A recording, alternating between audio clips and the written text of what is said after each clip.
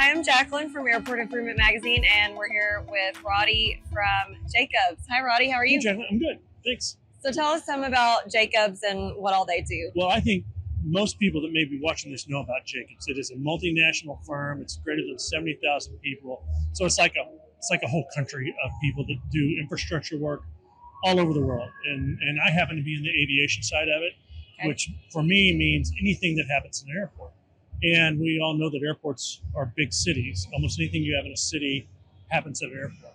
I happen to work on the program management side, but everything from airport design to airfield design to planning, the building, water, sustainability, it just covers the whole gamut. So it's a firm that can do it all. They don't often do it all in the same contract, but it is a firm that does great projects and big works all over the world.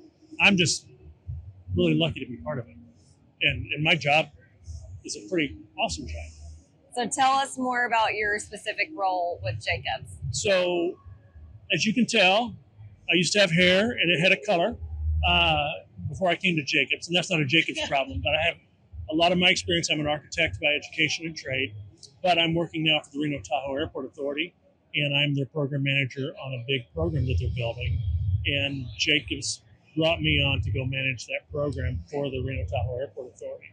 So my job is to make sure all these multiple projects that are going on at the same time get done on time and in budget, which is one of the key things that 𝗬𝗬𝗧𝗏𝗏s is known for.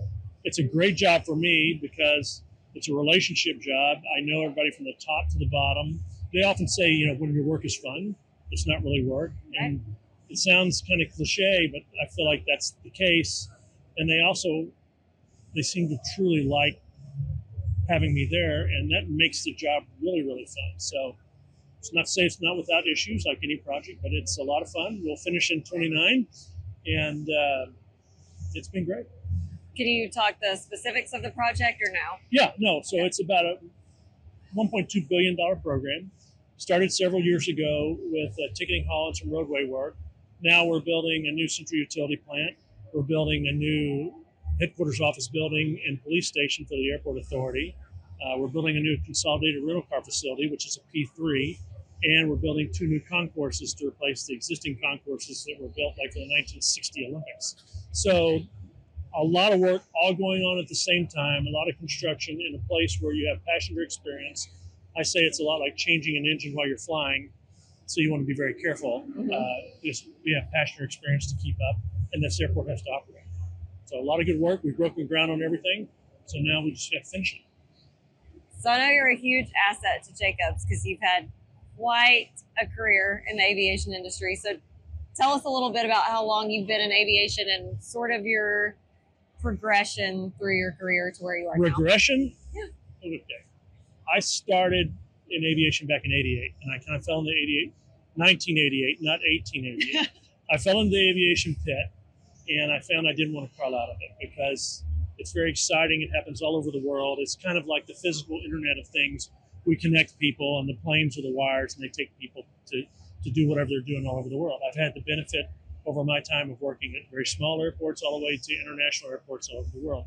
So I've seen a lot of different ways to do things, but one airport is one airport. I've got great stories of working in the Middle East and working through Europe, working in Asia.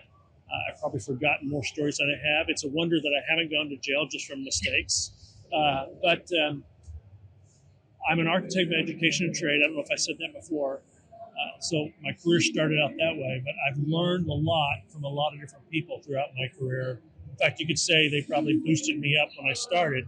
So at this point in my career, part of my job, in addition to doing my program management job at Reno, is to help lift other people up like people helped me at the beginning. So I'm kind of in my give back portion, which is a lot of fun. And you don't often think about that when you're in the middle of it. So what are some of the things you're doing in your give back phase of your career? Well, I'm trying to help educate people that want to get into the aviation career. You don't have to just be a pilot. You don't have to just be an airport manager or an airport director. There are plenty of jobs in aviation consultancy that are just as fulfilling as those. And sometimes I never knew it was a career choice being an architect. So I'm really trying to do that. But I'm also trying to help people meet people because we're at a conference today, and you can probably hear that in the background. But if you're new to this and you don't know all these people, it can be a little daunting. So how do I connect? So whether through young professionals and the various organizations that do that, my job is try to lift people up, try to introduce them to people they need to know as their careers start to blossom and move forward, like mine did. Yeah. And one of the things that I learned early on is to start writing for airport magazines, writing for international magazines, speaking, because that helps you become an expert in your field. Right. Well, and like you said, airports are like small cities, so almost any job you can have in a city, you can have in an airport. You can have in the aviation industry. That's right. I mean, there's police, there's fire, there's jails, there's water, there's sustainability. The mayor is the airport director, so it is a city. It takes a city to make things run. Right. And they happen everywhere. And it's dynamic because, with the exception of COVID, there's very rare opportunities where we don't have an airport that has something going on that requires the expertise of somebody like Jacobs or any other member of consultancy to come help them grow the airport. Right. So what would be your one piece of advice to anyone maybe looking to the aviation industry? Find what you're excited about.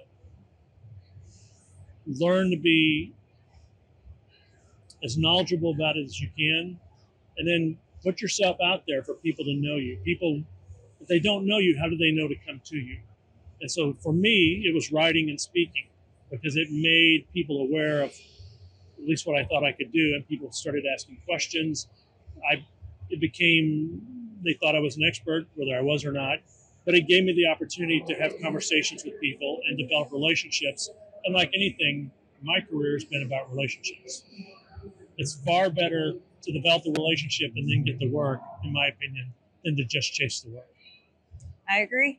Well, thanks, Roddy, for telling us a little bit about Jacobs and your prolific career in the aviation industry, and some words of wisdom to anyone looking forward to a career there. I don't know if it's prolific wisdom, but thank you.